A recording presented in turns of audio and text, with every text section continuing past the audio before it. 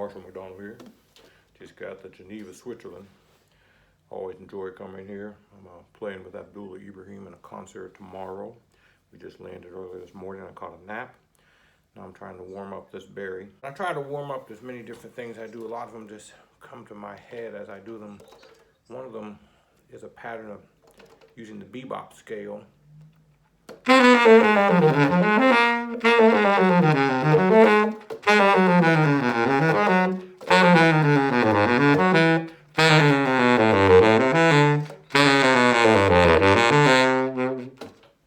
What I'm doing is started on the 9, adding the chromatics in exactly the same manner that Charlie Parker did. Actually, we have a lot of Bebop scales now, and Barry Harris has a lot of them. If you listen to Charlie Parker and try to use your ears and learn to hear these things, it's much better than, I believe, than reading material, singing it, playing it. The Bebop scale is really simple. Off the dominant chord, you just add a passing tone in between from the 7th to the flat 7th to the 6th. So the dominant scale. So we add a passing tone between the root and the 7th, the F sharp. I did many exercises for that. For instance, I'll just start on the 5.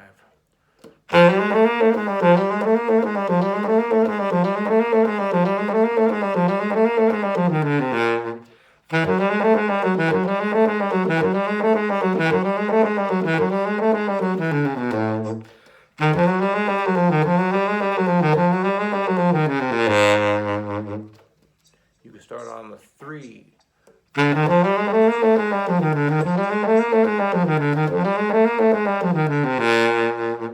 Start on the upper 3rd.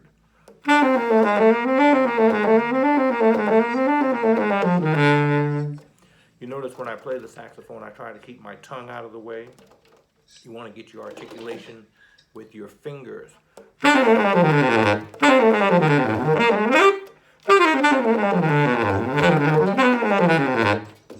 had no tonguing involved at all there. Many people's tongue is kind of in their way. So some of the other warm-up exercises I quickly started to think of are some patterns I learned off of some Michael Brecker records.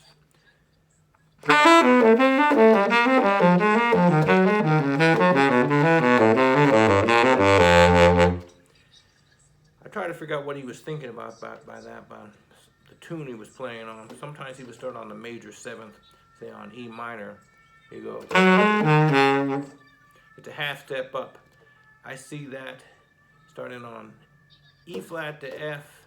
The E flat goes up a whole step. Then the next target note is a minor 3rd down from the first note. E flat, F, C, B flat. In a sense, it's part of the pentatonic scale. So some of the other patterns, as I was saying, are like a Michael Brecker pattern. I look at it as starting on the 7th note of a pentatonic scale, though there's many ways of looking at this.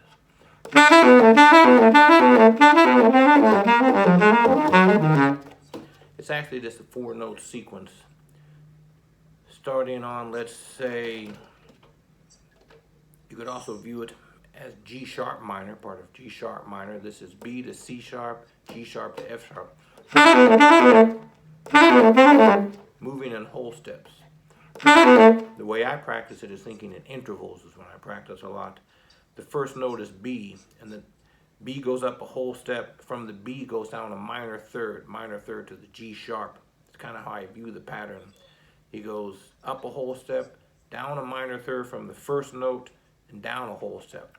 I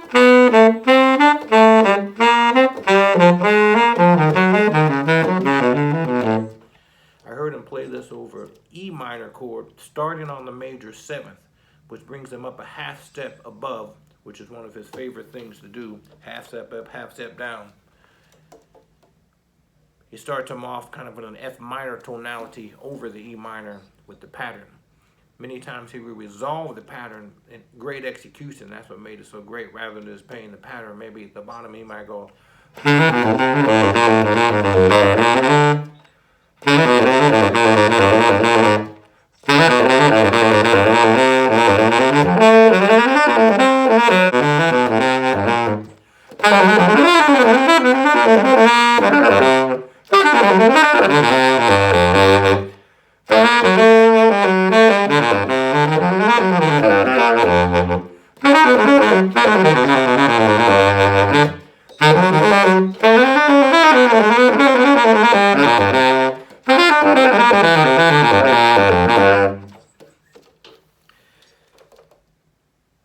So there's many ways that we like to warm up.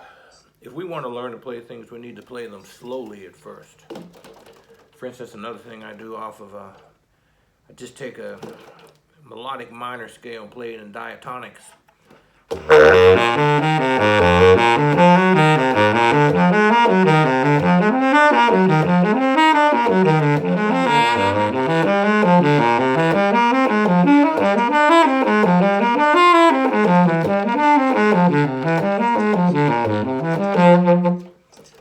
Also, we need to know that ascending melodic minor scale is the same as the diminished whole tone scale. If you just start down a half step on the major seventh of that.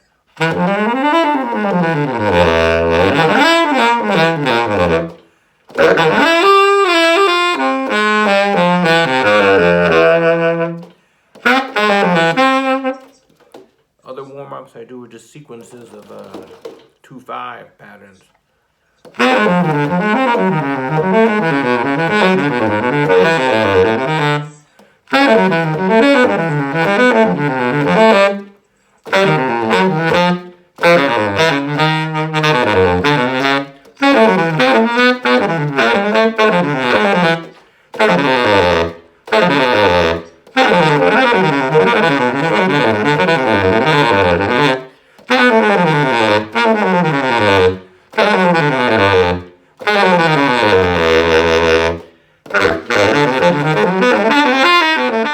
Start playing this baritone at first, it feels so big and so cumbersome compared to playing alto. It's a much different feeling.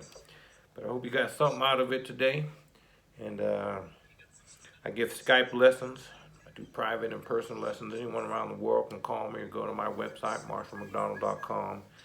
And I'll just try to help you out with the practice methods and the solos I've transcribed and the hints and stuff I got from Frank Foster and George Coleman and a student of Phil Woods, Mark Kirk and Nathan Davis and so many cats I can't think of. Bob Mincer, who wrote down stuff for me and stuff like that. All right, take care, y'all. Once again, I play the Dario Reeds exclusively, and I play Silverstein ligatures. This is a Selmer baritone, 1958, once owned by Nick Brittenwell. Peace, I'm out.